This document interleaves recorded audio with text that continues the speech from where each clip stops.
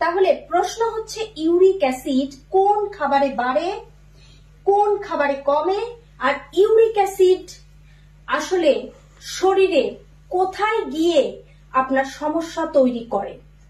Uric acid নিয়ে এত ধরনের এত বিভ্রান্তি রয়েছে, এতে করে মানুষজন ম্যাক্সিমাম খাবার আমরা ছেড়ে দিচ্ছি।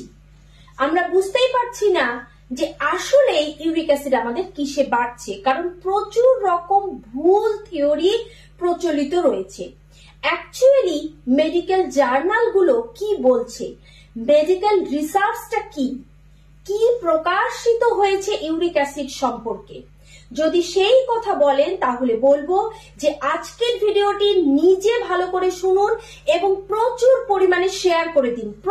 প্রচুর পরিমাণে শেয়ার হওয়া চাই এই ভিডিওটা, কারণ ইউরিক অ্যাসিড নিয়ে ভুল ধারণা মানুষের মধ্যে থেকেই গিয়েছে। তাই সকলকে বলছি যে ইউরিক অ্যাসিড সম্পর্কে ভিডিওটা অবশ্যই নিজে ফলো করুন এবং অন্যদেরকে শেয়ার দিয়ে দিন। ইউরিক অ্যাসিড আসলে বাড়ে কিসে? ইউরিক অ্যাসিড বাড়ে পিউরিন জাতীয় খাবারে। পিউরিন কিসে রয়েছে সেটা একটা গুরুত্বপূর্ণ বিষয়। তবে ইউরিক অ্যাসিড বাড়লে আমাদের শরীরে কি ক্ষতি হয়? ইউরিক অ্যাসিড বাড়লে যে ক্ষতিটা হয় শরীরে সেটা হচ্ছে যেটাকে আমরা বলি গাউট, বাংলায় বলছি গেটে বাত, অর্থাৎ আপনার শরীরের প্রত্যেকটা গিরায় ব্যথা হবে। পায়ের বৃদ্ধাঙ্গুলির যে গিরা রয়েছে সেখান থেকে ব্যথা হবে, পায়ের অ্যাঙ্গেলে ব্যথা হবে, অর্থাৎ প্রত্যেকটা গিরায় ব্যথা হবে, যেটাকে গাউট বা গেটে বাত বলা হচ্ছে। লাল হয়ে যায়, ব্যথায় ফুলে যায়, আক্রান্ত স্থানে এতটা ফুলে যায় যে বাঁকা হয়ে যায় মনে হয়। এই যে গেটে বাত বা গাউট, এটা বাড়ে মূলত কিসে? আপনারা যাই বলুন না কেন যে টমেটোতে বাড়ে, পালং শাকে বাড়ে, ফুলকপিতে বাড়ে, বিভিন্ন ধরনের খাবারে কম বেশি কিন্তু রয়েছে পিউরিন।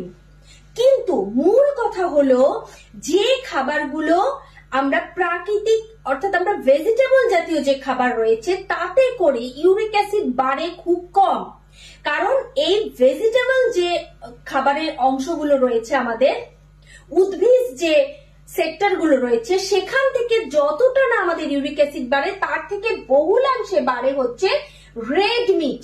আপনারা রেড মিট বলতে যা বুঝবেন, অর্থাৎ এখানে আমরা বিফ বুঝতে পারি, এখানে আমরা খাসির মাংস বুঝতে পারি, এখানে আমরা ভেড়ার মাংস বুঝতে পারি, সবকিছু রেড মিট যা আছে সবকিছুতে এই ইউরিক অ্যাসিড বাড়বে, রেড মিটের মধ্যে বাড়বে। আর কিসে বাড়বে? সামুদ্রিক মাছ। সামুদ্রিক মাছ কেন বাড়বে? কারণ এই খাবারে রয়েছে প্রচুর পরিমাণে রয়েছে এখানে পিউরিন। এই পিউরিন কি করছে? এই পিউরিন যেটা ইউরিনের মাধ্যমে যেটা বের হয়ে আসার কথা সেটা সমস্ত বের হয়ে আসছে না, এবং ইউরিক অ্যাসিড বেড়ে যাচ্ছে পিউরিনের কারণে, এবং ফলশ্রুতিতে এই খাবারগুলো অত্যাধিক পিউরিন সমৃদ্ধ খাবারগুলো আপনার শরীরে যে ইউরিক অ্যাসিড অতিরিক্ত জমা করছে তা ইউরিন থেকে বা ইউরিনের মাধ্যমে বেরিয়ে যেতে দিচ্ছে না, বাধা দিচ্ছে। ফলে যে এই বহুলাংশে তৈরি হওয়া ইউরিক অ্যাসিড আপনার শরীরে গাটে গাটে জমা হয়ে যাচ্ছে ক্রিস্টালের মতো। বোঝা গেল? তাই এমন ধরনের খাবার আমরা খাবো না যেটাতে করে আমাদের শরীরে অতিরিক্ত পরিমাণে পিউরিন জমা হয় এবং এই পিউরিনটাই আমাদের শরীরে ইউরিক অ্যাসিড তৈরি করে, যা প্রস্রাবের মাধ্যমে ইউরিনের মাধ্যমে এই পিউরিনকে বেরিয়ে যেতে বাধা দেয় বা বহুলাংশে তৈরি করে। আর একটি খাবার সেটা হচ্ছে অ্যালকোহল। ঠিক আছে, অ্যালকোহল যারা পান করে তাদেরও কিন্তু এই অ্যালার্মিং থাকা উচিত, কারণ প্রচুর পরিমাণে এখানে ইউরিক অ্যাসিড বেড়ে যাচ্ছে। তাহলে ইউরিক অ্যাসিড কমে কিসে? এটা হচ্ছে গুরুত্বপূর্ণ প্রশ্ন। ইউরিক অ্যাসিড কমার জন্য যদি আপনি সবজি সেক্টরে এই সেক্টরের কথা বলেন তাহলে একটাই খাবারের কথা বলবো, সেটা হচ্ছে প্রচুর পরিমাণে ভিটামিন সি সমৃদ্ধ খাবার, যেমন আমলকি এবং লেবু জাতীয় খাবারে প্রচুর পরিমাণে ভিটামিন সি রয়েছে। এই আমলকি এবং লেবুতে আপনি ইউরিক অ্যাসিড কমার জন্য যা কিছু পাবেন যে উপাদান পাবেন সেটা আপনার শরীরকে অনেক দ্রুত সুস্থ করতে পারবে। আর যদি আপনি উদ্ভিদ সেক্টর ছাড়া প্রাণী সেক্টরের কথা বলেন, তাহলে একটাই খাবার আছে, দুধ জাতীয় খাবার।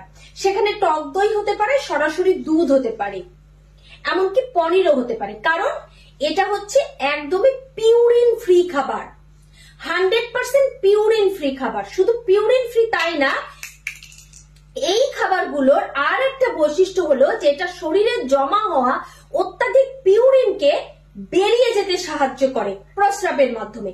তাহলে আজকে যে থিওরিটা আপনি জানলেন, এটাই যদি শুধু মেইনটেইন করে যান, তাহলে সারা জীবনেও আপনার ইউরিক অ্যাসিড নিয়ে আর কোনো প্রশ্ন থাকবে না। যদি ভিডিওটা আপনার মনে হয় কার্যকরী এবং এই অথেন্টিক ব্যাপারগুলো মেডিকেল রিসার্চে যা প্রকাশিত, এই অথেন্টিক ব্যাপারগুলো সবাই কিন্তু জানায় না, শুধু শুধু পালং শাক বা অন্যান্য টমেটো বা এই ধরনের বিভিন্ন বীজ জাতীয় খাবারের কথা বলে, যেগুলোতে পিউরিনের মাত্রা আসলেই এতটা আপনার শরীরে বাড়ায় না যতটা এই খাবার তিনটি বাড়ায়। তাহলে অবশ্যই নিজে ফলো করুন, ভিডিওটি প্রচুর শেয়ার করুন যাতে সবাই জানতে পারে।